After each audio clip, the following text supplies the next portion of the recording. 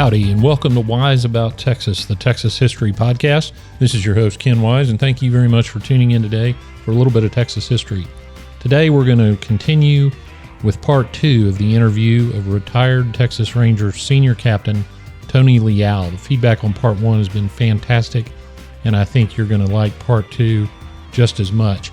If you haven't listened to part 1, go back to the last episode released a little over a week ago and check out part 1 of the interview. And please enjoy part 2 of the interview with retired Texas Ranger Tony Leal. Okay, we touched on the history of the Rangers earlier. I want to talk a little bit more about that. How do you, in your opinion, how does the 200-year history of the Texas Rangers influence the organization today?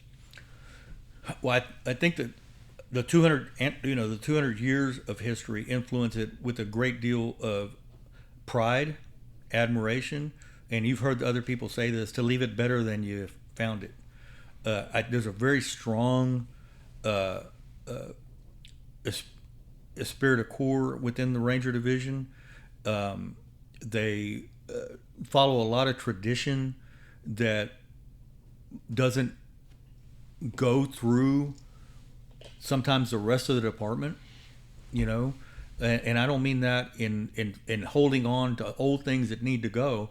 I mean those in traditions where I've heard, say, a DPS narcotics agent. It's not a bad thing. It's how they do things. But I've heard them call their captain by their first name. Okay, John, thanks.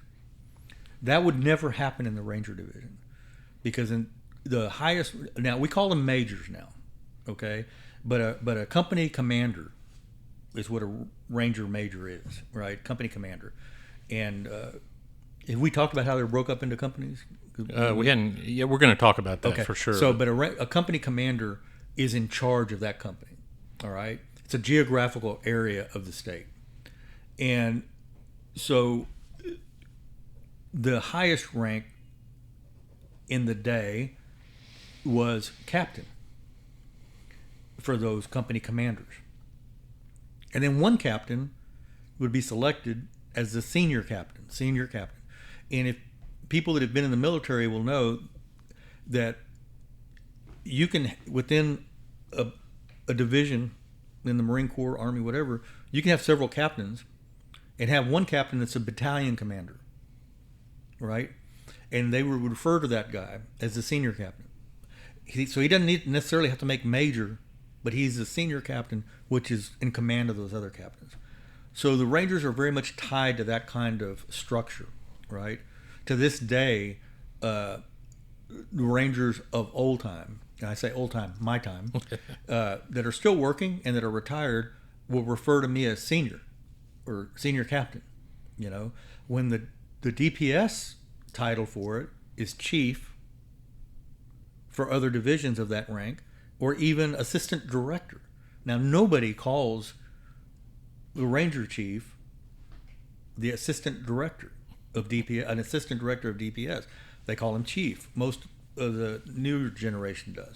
But sometimes you'll hear, if I get a call right now from anybody, from Rangers that work for me, they'll call me senior captain. Joe Harrelson still calls me captain, because I was his captain. And that was traditionally a higher rank. So I tell people, you got to think about it like Navy versus Army. A captain in the Navy is the same rank as a colonel in the Army. If you're a captain in the Army, if you don't know the history, you would think, well, a captain in the Navy and a captain in the Army is the same rank, and they are not. A captain in the Navy is much higher, admiral being that of a general, and a captain in the Navy being that as a full colonel, and then anyway. So there's these rank structures, right? So those are the kind of traditions I'm talking about in the Rangers, that, we still wear, unless you're deployed, you're still going to see the Rangers in a suit and tie. You're going to see them with their pistol where you can see it. And you're going to see them with their badge pinned to their shirt, which is expensive because you ruin shirts, your whole career. But it's such a tradition that there's no other there's no other way to do it. Well, let's digress a minute and talk about those companies you mentioned, because I don't think we've been through that. So the Rangers, as a division of DPS, has 100 some odd. There are 100 and right at 160 right now. 160 Rangers around the state. And they break up into companies that are lettered A through F, if I recall. And so in Houston, for example, was Company A. So when you were the captain, Company A commander, you were Company A commander, which includes Liberty County, where you started. Exactly. And so each company has a geographic region, like not unlike a Court of Appeals district, and you're the captain for that region. So it's funny you say that, because way back in the day, the companies were more in line with the court jurisdictions. So if you would look at, the state district courts in one area, those would be the outlines of, say, Company A, and then we would work with those DAs that reported to the same district judges, right? So when I was Ranger in Seguin, we weren't aligned with anything else other than, hey, I have a DA who is over Hallettsville, Gonzales, Seguin, and Columbus. So that was my area. But that didn't correspond with anything else in the state as a line of emergency management, right? Right. But that's who we worked with. That's how it was set up. So, back in about 08 or 09, they split it up and said, hey, we're still going to have the 6 companies plus the headquarters company, but they're going to be the same as all the other state emergency management lines. So, in our companies matched everybody else, because we were started so early that our line stayed with the judges' lines, with the DA's lines, and they were overrun by other DPS, Highwood. Everybody else had different lines, so they changed that. But they're still the original companies, 6 of them, with a few. Like one example, when I was the captain in Houston, I did not have Brian. Or Brian would have been part of the Waco company. But when they changed the lines, Brian came under Company A and out of Company F, and that matches the emergency management lines. All right, but it's still 6 companies. Company A is in Houston, Company B in Dallas, Company C in Lubbock, Company D is Waco. Used to be in San Antonio, but that's moved through the lines we're talking about. Midland moved to El Paso, and Lubbock. And then you have the headquarters company, which is Travis County and Austin headquarters. They're at Lamar. And then you have a company now on the border dedicated. Well, that was at Company G, which we had 7 companies for about 2 years. Oh, and they disbanded it. They disbanded that and said, no, we're going with the original 6, and staying that way. So you have a company commander now in D, which used to be in San Antonio, who is now down in McAllen. And Company F, because of the way the lines we're talking about, Company F's out of Waco and encompasses San Antonio. And what that really shows is as the state has evolved, when you change a state, a society, any community, your law enforcement needs evolve with that. And one of the great things about the Rangers is they've evolved with those needs. Yeah. For better or worse. Sometimes it hadn't been so good, but that's an incredible asset for a state, right, to have an organization that can be so flexible and meet those needs, because their standards are so high. There's right. nothing you can't learn. I remember, I think this is right, that maybe the first non-FBI agent to go through the profiling training was a Texas Ranger. Mm-hmm. And so things like that are really, really important. One of the things you mentioned, the statute about the jurisdiction of the Rangers, was there's a part of that statute that says something about a district judge being able to order Rangers to serve civil process. So I used to threaten Cleet Buckaloo when he was captain of Company A that he was going to be serving subpoenas if he wasn't nice to me. But that's a lot of fun. All right, well, I want to get into some nitty-gritty of the Ranger career and see what I can pull out of you, because there's always good stories. Who were some of your mentors as a young Ranger? I mean, early on in Fort Bend County, Jim Peters, Milton Wright, who I didn't get to work with Jim, but at the end of his career, before he became sheriff, I got to work with Milton. Dan North, who was a Ranger captain years and years ago in Houston. Grady Sessoms. But my real admiration of Rangers, they were more like people. Those people I mentioned before were people I knew of and looked up to. But my real admiration for Rangers, and when I really evolved into thinking, okay, this is something I maybe can do or I want to do, was when I got to San Antonio. And in San Antonio, I worked with Captain Jack Dean, who, people say this, it kind of sounds corny, but literally, if you went to Hollywood and said, we need a guy, we need an actor that looks like, walks like, talks like a Texas Ranger, it would have been Jack Dean. He was probably 6'3", our age now, 50-ish when I met him, in the shape that you think he was 30, gray-headed, and just looked and walked and talked like a Texas Ranger. I met Ray Martinez there. I met Al Cuellar there. Rudy Rodriguez there. Gary De Los Santos.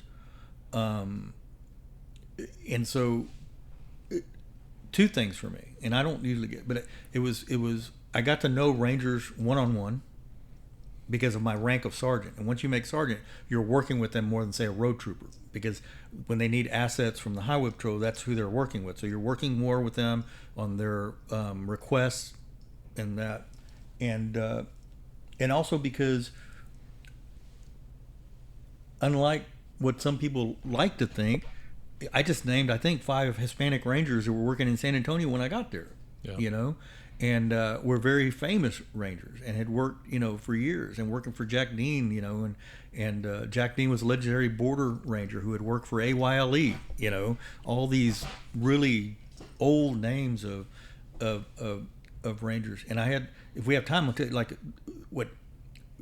when I made, something happened while the first year that I was a Ranger, or the first year that I was a highway patrol sergeant in San Antonio, and that is that a crazy guy took over in Waco, and there was a big siege there. So that was 1993. And so all the Rangers... You're talking about David Koresh. Talking about Koresh, yeah. So all the Rangers were sent there. A lot of people don't know that, while the FBI worked the hostage negotiations, when they left it to the Rangers. The Rangers worked that crime scene. They were there for days. That's who worked that crime scene. I think you've talked about it before. Many of we've learned a lot from the FBI, but the FBI has the Rangers come teach them on a lot of stuff. Crime scene, because of the area and how we have to work crime scenes here is so different than everywhere else. But that's, but anyway, 93, all the Rangers, every one of them in every company was sent to Waco. And they left one Ranger behind at each headquarters, San Antonio being one of them, to kind of just take care of stuff. And one of the guys that stayed back against his will was Al Cuellar. He's gone now, but he was just one of the best men I've ever met, And I'm going to keep going back and forth on stuff, but that's fine. There was a young lady who was going to the University of Texas at San Antonio who was attacked by someone in the parking lot, raped and stabbed. And like I was talking about earlier, sometimes in the colleges or the universities, they have a lot of big police force, but they may not have, detectives. And it's much more better now than it was. I'm talking about 20 years ago, 1993. So the governor, I think it was Briscoe at the time, called Jack Dean and told him, hey, he knew the parents of the daughter and it wasn't that much going on with it, and he said, need to get a Ranger over there, and so it turned into a big deal. And Al Cuellar needed help, and he went to Jack Dean. I'd been there for about a year, worked with him on manhunts and other stuff, and he asked Jack Dean. These are his words. He said he went to see Jack Dean. He said, "Hey, I need help on this case. It's too big. I got a bunch of people to watch, interview, look through records, because we had a partial license plate. They had a partial license plate." And Al Cuerra says, "You think I could use that little Mexican highway patrol sergeant that's stationed across the hall? It's pretty sharp." And Jack Dean says, "Yeah, let me talk to his captain." So he goes to talk to my captain and says, "Hey, can we take Leal from your highway patrol and assign him to Al Cuerra during this investigation?" I was 28 years old, and I thought it was the neatest. I mean, nothing could have happened to me at 28 years old that was, better than that. Anyway, we ended up solving this murder. We ended up arresting the guy. He had just got out on parole. And so those things, working with those guys and that happening, led me. You asked me when I knew that I had become a Ranger, and we talked about that. But knowing exactly when I decided I needed to be a Ranger, that I wanted to be a Ranger, that I had to be a Ranger, was during that time. And then, and Captain Dean, we just lost Captain Dean within the last year. He went on to be the U.S. Marshal for the Western District. Yeah. So he had a whole other career as a federal marshal because and he I was think so there's well only respected. been 2 modern day people who do that. I think Captain Peoples, Jackie Peoples, it was a Conroe guy, and Jack Dean that were appointed as marshal. And to Jack's credit, he got appointed to marshal and worked under Democratic administrations and Republican administrations. They didn't remove him while he was there. Well, as a young Ranger, when you made Ranger, who did you look up to? David Maxwell, L.C. Wilson, Milton Wright. I came to Company A as a very young Ranger, and those are the guys that I looked up to as my mentors. I still look up to David Maxwell as a mentor. To tell you a little, people that don't know David Maxwell, he's one of the whistleblowers right now that's, in the middle of things with what's going on in Austin. So, I mean, he's just a man of integrity, a man of high belief, and just one of the best investigators I've ever. They've done articles about him, as calling him the human lie detector, because he teaches a lot on interrogation, interviewing techniques, and things like that. But and Joe Harrelson. Joe Harrelson was a Ranger here, still a Ranger, so he outlived me in the division. I think he told me yesterday he's going on. He made Ranger. He made Ranger in 1982. So 42, 43 years now, 41. So those were. I really came into a place where there were just Rangers that had come in from old school into new school. I got to work with both, and just really. I tell people I got to work with my heroes. They were just such good people. And you eventually made Ranger Captain. So, and then of course, as I introduced you, you were the Senior Captain, or the Chief, as they call him now. What's the process? How do you promote within the Texas Rangers? How does that work? So the process up into Captain, not Chief, but through Captain, is the same process we talked about before. A captain retires, all the lieutenants are eligible, and it's the exact same process again. You go take that written test, which is more elevated than the first one, and the division's so small that all the lieutenants are going to qualify. Unless they don't have to take it, but you're qualified. So you have to have 2 years as a lieutenant to become a captain. So if you're a lieutenant, you have 2 years. Again, then it comes back to you take that written test.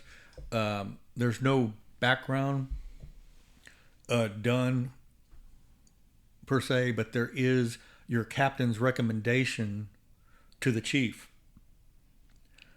on who should be. And then they do another interview process. And that interview process is unlike the other one, that it usually is the chief of the Rangers or assistant chief and captains that are interviewing you, because you're going to become one of them.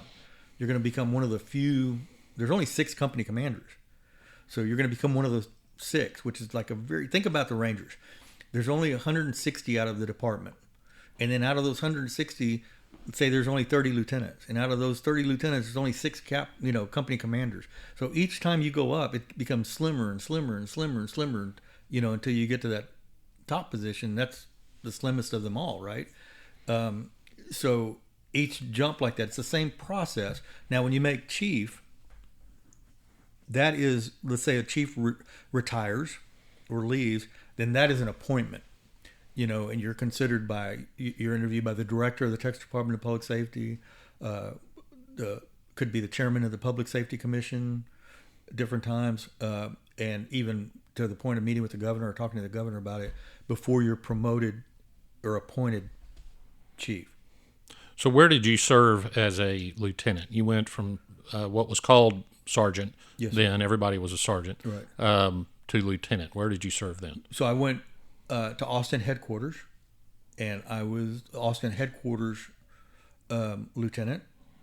And then while I was there, the position of commander, which was a lieutenant's rank, commander of the cold case unit. It was a new unit that was made by the legislature, I believe in 2000. And I was a second commander. Diario Los Santos had commanded that and then made captain. When he left, I transferred from Austin to be the commander of the cold case unit. And then from there made captain? And from there I made captain. When you made captain, what company were you in charge of? Houston. So my career as a field ranger started in Houston, and my career as a company commander was in Houston. I felt right at home. All the guys that I just listed ended up under my command.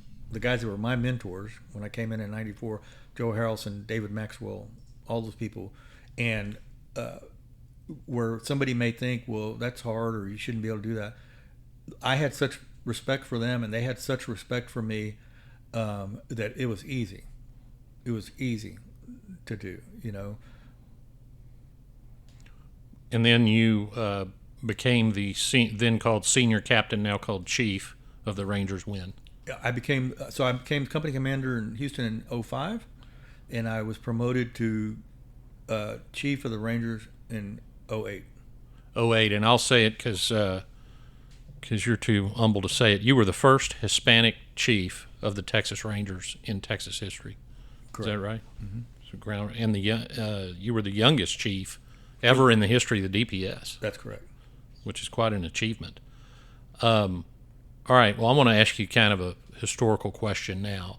We talked about your mentors and all the great people you've worked with. What Rangers from history do you wish you had known or worked with? Having now retired as a Ranger, you understand what a Ranger is, and who are some of the characters, the Texas Rangers from history, that you wish you'd have known? I'm not going to go with the names that maybe some, like you, I study history a lot. I think some of the guys I would want to know Major John B. Jones, who is kind of like the father of the change of the Rangers after the Civil War into more of a law enforcement group, and had done work as a law enforcement officer, in his career, and because that's a major undertaking, if you think about it, going from, a battalion of, prior to the Civil War, it was still a lot of more Army type military force, than it was after, and then with the problems that came after the Civil War, with Reconstruction and the government being set up the way it was, and with we have one of the weakest, not the person himself, but statutory governorships in the United States. So I would like to talk to. I'm a big, I like organization. And when I say organization, I don't mean on my desk. I mean the program management and setting things up that didn't exist before. And so I would like to talk to him about, what were you looking at? What did you foresee you wanted it to look like?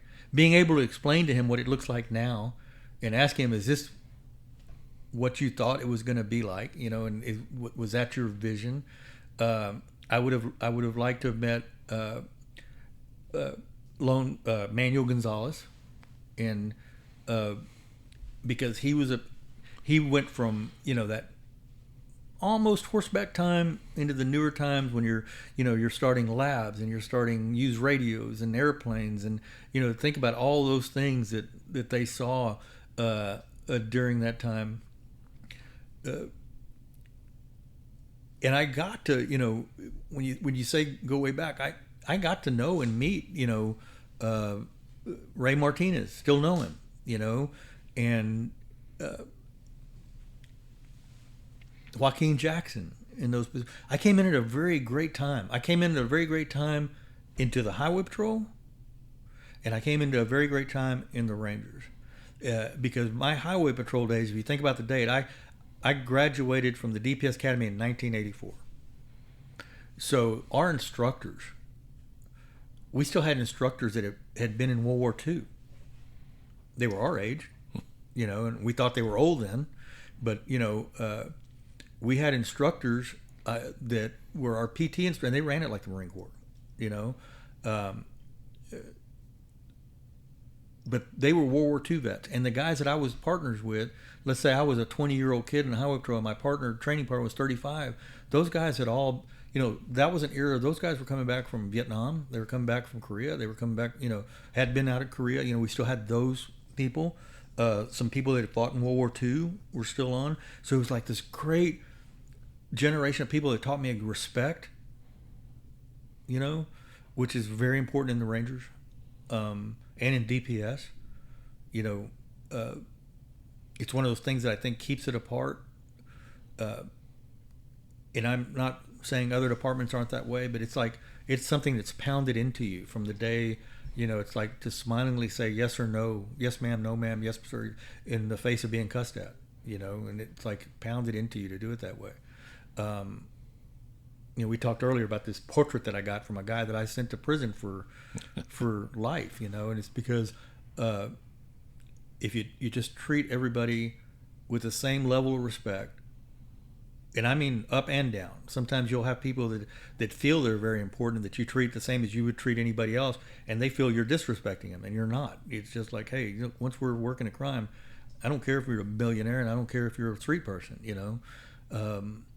So what were we talking about, Judge? Well, we were just talking about characters from Ranger history that you wish you had known. You mentioned John B. Jones and Lone Wolf Gonzalez, and anyone else? Juan Seguin. I consider him a Ranger. They consider Juan Seguin, they do. And I would like to know think about all that went on in that man's life, and how he served, and where he served, and where he ended up, and all that. How was, I'm a big guy wanting to know about, like what I'm talking about with Lone Wolf Gonzalez, is how did it start? How did you get involved? Did it turn out the way you thought it would? Yeah. I think to he may say no, didn't turn out exactly the way I wanted it to. But I don't know. I'm not a big, I admire, Frank Hammer's career and the stuff he did, but man, everybody wants to talk to him. He'd be a busy guy if everybody could talk to him that wanted to talk to him.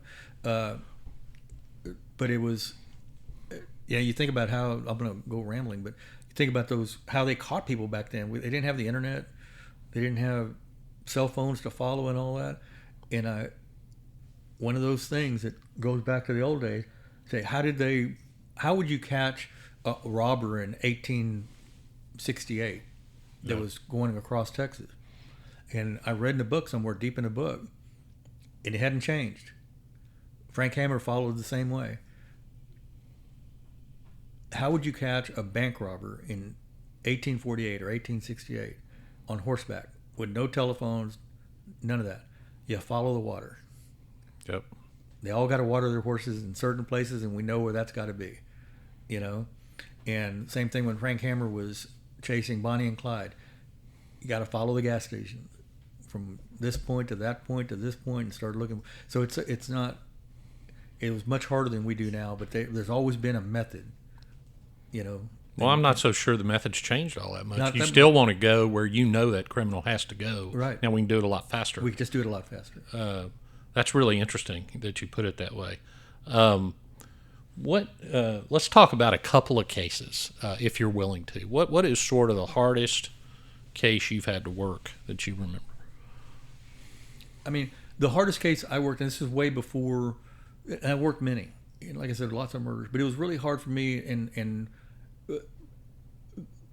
before this was a thing, we had a mass shooting in Atascosa County that involved all law enforcement.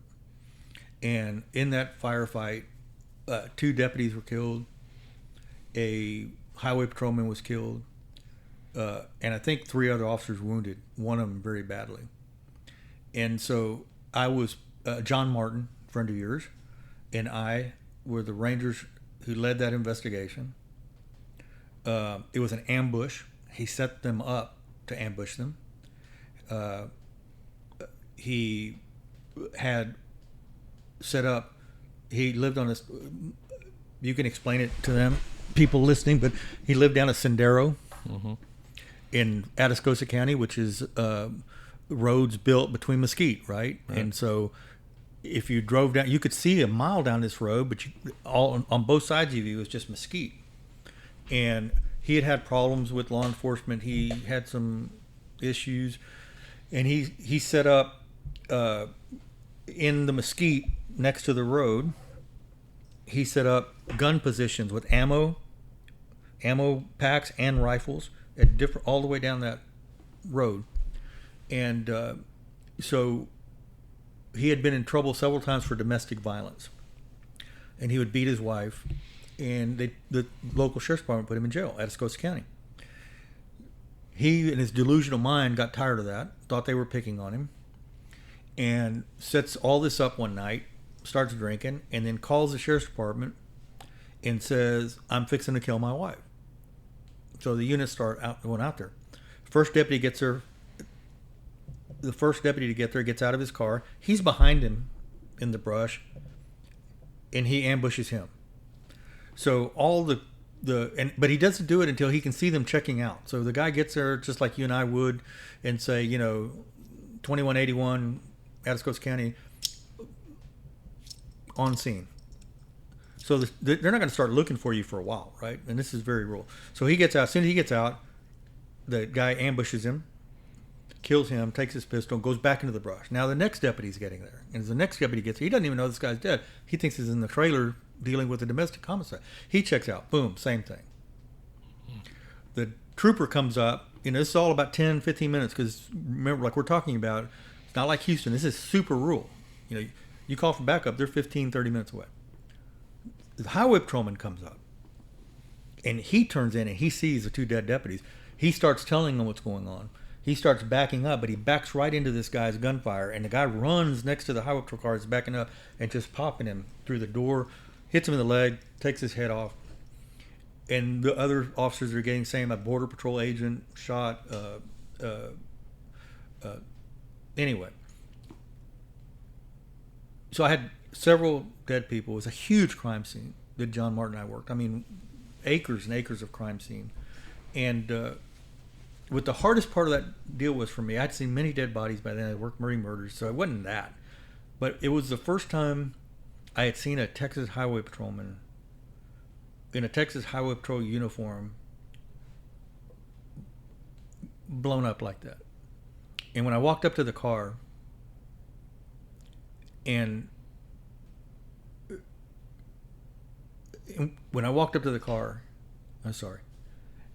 and I saw him and his head across and his clipboard with his tickets and his trooper badge and all that. It's like I had worked a lot of murders, but that was seeing somebody in my family dead there. And I knew Terry. I knew this trooper. And it's in a way it's because of that, and also because it strips you of your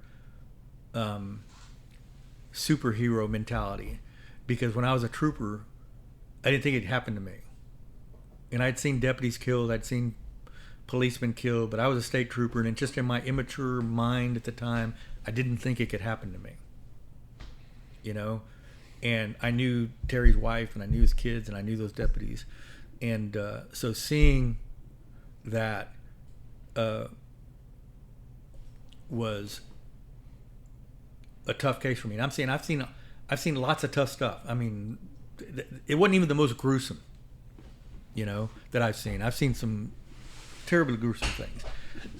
But the reality of that in that highway patrol car, you know, and that I'd spent so many years in, that looked just like my car, you know, was a change somewhere in my mind. Well, it really brings it home. Yeah. And people, I don't think enough about the effect of police work on the policeman. Yeah. And that's very powerful. Thank you for sharing that. Yeah.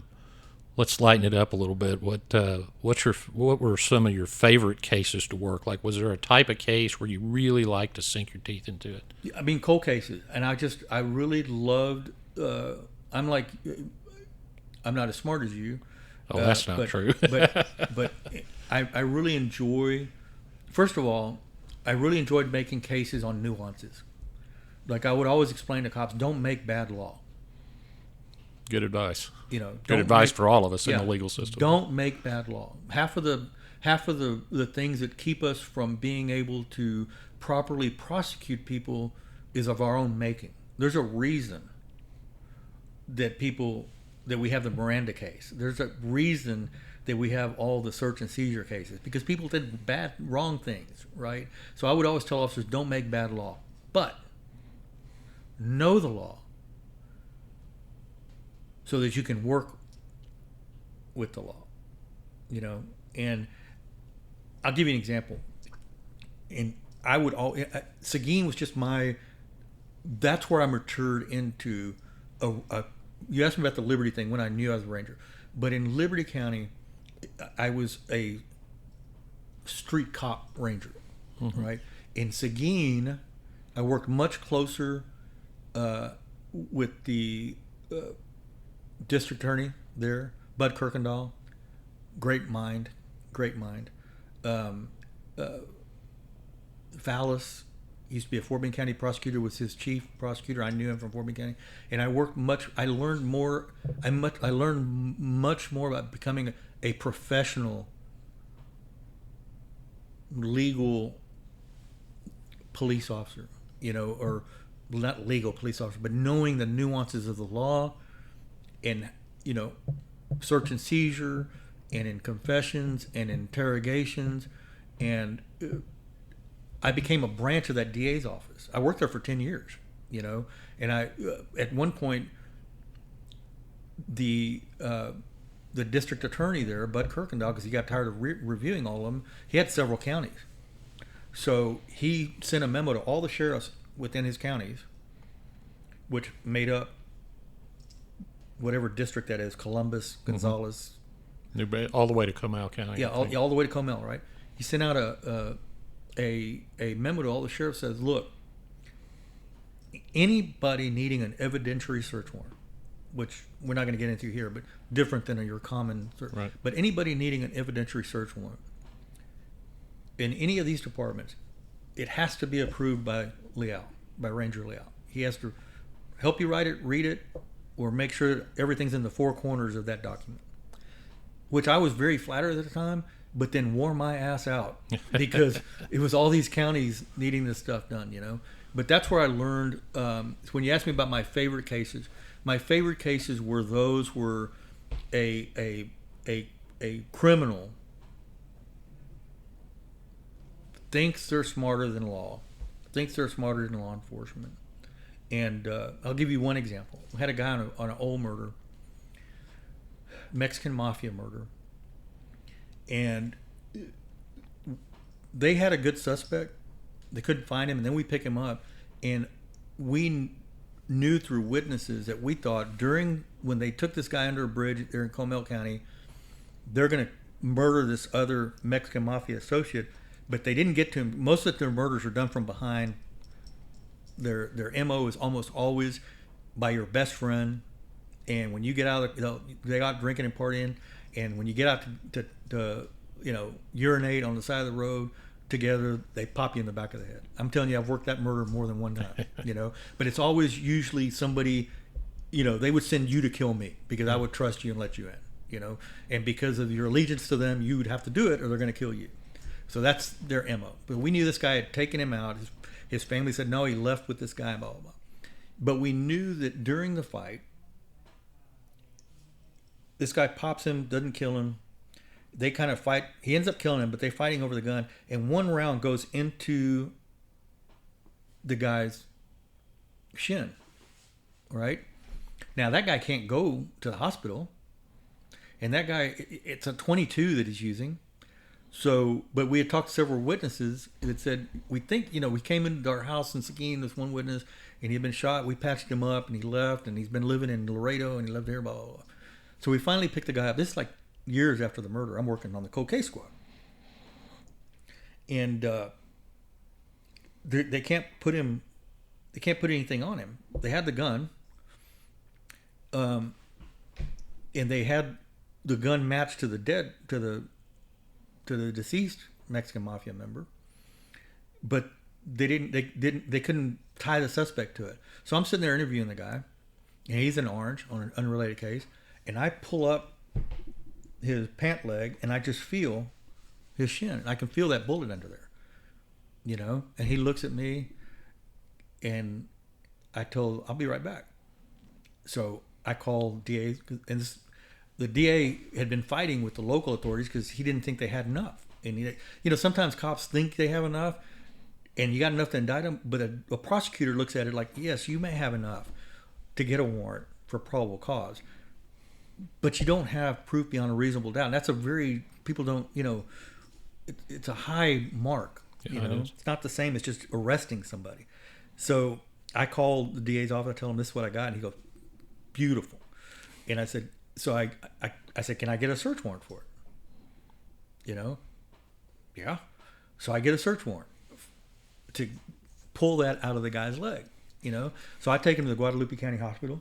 Doctors there are like, I'm not doing it. I said, what do you mean? He said, I'm not putting somebody under anesthesia because it was deep. You couldn't do local. I'm not putting somebody under anesthesia to remove that because my insurance liability won't take it. I said, well, I got a court order. He said, I'm not going to do it. The judge wants to hold me in contempt. And everybody knew everybody there, right. So they wouldn't do it. Anyway, make a long story short, I had worked in Houston so long that I knew a doctor in Houston named Red Duke. And I explained to him, and he goes, yeah, I'll bring him on up here. And he didn't hesitate at doing it. And we x-rayed it, and ended up that we didn't have to do it because we took him in. They were going to x-ray him.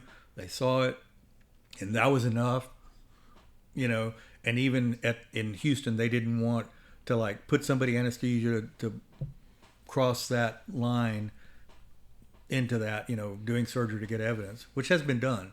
But they had enough with the x-ray and it still being there, and the guy pled. But I always thought it was only Red Duke would have said, yeah, bring him up here. Yeah, that's the most Texas thing ever. Red Duke working with the Texas Rangers to solve a crime as a surgeon. That's awesome. Let me ask you one more thought question before we close out. How has your philosophy, what is your philosophy of law enforcement? And how did it change through your Ranger career, if it did? I mean, my philosophy has always been, first, I don't think, when you see a police officer get indicted, when you see a police officer doing, whether it's a bad shoot or a theft or whatever, because remember, they're a subculture of humanity, right? So it's cliche-ish, but everybody says, there's bad doctors, there's bad lawyers, bad teachers, there's bad cops, right? But when you see a police officer, very much like teachers, I think, that gets themselves in trouble, it's because they should have never been a police officer in the first place. I was never a police officer because I liked the way I looked wearing a gun. I was never a police officer because I liked the power of being able to make somebody else submit. I was not a police officer to make myself feel important, which there are cops like that. And those are the cops that end up shooting somebody they're not supposed to shoot, end up in jail for a civil rights violation, end up in jail for a sexual abuse violation, end up in jail for a corruption investigation. So the policemen that I know, that are the men and women that I know, and the Rangers and DPS, Houston Police Department, and it's not, I'm not being insincere in saying, it's the people that truly want to serve and protect humanity, society, as they would their own children, from evil, from bad people. And not everybody is cut out to do that, you know? So that was my philosophy when I started. That was my philosophy throughout my career. And it remains my philosophy now. And I think that it is, you got to want to serve. You got to want to serve for, not for the paycheck, because you're not going to get one. You got to want to serve because you want to protect. And that's the difference in law enforcement service than it's the same kind of person that makes a good prosecutor, same kind of person that makes a good school teacher. It's the same kind of person that makes a good social worker, except with the nuance of, and you want to protect, and that you're willing to protect, and that you're willing to put yourself out there to say, if you're going to get to them, you're going to come through me. So that's been my philosophy. I don't have a greater philosophy that some intellectual philosophy. I just, that is who our police should be. That is who our police, and I believe the good ones are. And that's I don't think it could be said better. That was remarkable. All right, last question before we finish. Yes, sir. Tell us what you're up to now in your retirement. I'm. What does a retired Texas Ranger do? I went to work in the private sector. I have own with my partners a security company here in Houston. We do a lot of what's called level 4 PPO. I don't do commodity security, so I don't have the guy working for me that's sitting outside of Papacitos in a golf cart kind of security. But we do high level security. I have a lot of background in that, from executive protection from the governor's office, legislature, and other things. We work with major oil companies and many of the law firms here in Texas, throughout the state, and do investigations for them, mostly civil. I have several Rangers that work with me, and Houston PD, and some federal agents that are part of the our workforce. So we do specialized investigations for them, HR investigations, criminal investigations. And apart from that, I am very involved with the Texas Ranger Association Foundation, TRAF, and commemorating this 200th anniversary. And I don't read much fiction. I'm very much a history buff, and enjoy studying where, like I didn't know. I was reading the other day. I'm sure know this. But where did the star come from? We all know that it was made out of Cinco Peso or whatever, but there was in the state legislature in 1847, I think, they said that the official symbol, that's where we became the Lone Star State. They passed a what do you call it? Not a law, but when they do like a resolution or something, that the official, because this is, it had to have been before 1847 because we weren't a state yet, but that our official deal would be we're the Lone Star State, like on our flag. And so, and they wrote it says in that proclamation that any officer or government entity or representing the state will have a patch or insignia of a Lone Star on them. And so the Rangers took those coins, the Cinco Peso, which is another history lesson, and carved that star out of that we still do today. So that's where that came from. So to answer your question, what I do today is I love my family, my kids. I got another grandkid coming, Logan. Yep. Is having a baby this month. God bless. And so very much work. Don't work as hard as I did when I was in the Rangers. Different kind of work. I read a lot about Texas history. I listen to a lot of podcasts like this one, which is such a great service to the state. I mean, and I'm not saying that because you learn things that you would never even think about. The history of the state. Yeah. But that's what I do. That's my history is my hobby, and then as you and I have talked, looking into the past of my family. That we have been able to on my father's side trace back literally to the late 1500s. Well, Laredo. That's a remarkable legacy of the Leal family, but much of the legacy of the Leal family going forever forward, you yourself have created. So retired Senior Captain Tony Leal, thank you so much for being our guest on Wise About Texas, the first modern era Ranger that we've interviewed. And I really appreciate it, and thank you for your service to this state. Thank you, Judge. Well, that wraps it up for this episode of Wise About Texas. Thank you very much for tuning in. Find us on Instagram and X, formerly known as Twitter, at Wise About Texas. If you want to support the preservation and promotion of Texas history, go to patreon.com/wiseabouttexas. We appreciate all our supporters. And go out and do something for Texas today. And until next time, God bless Texas, and we'll see you down the road.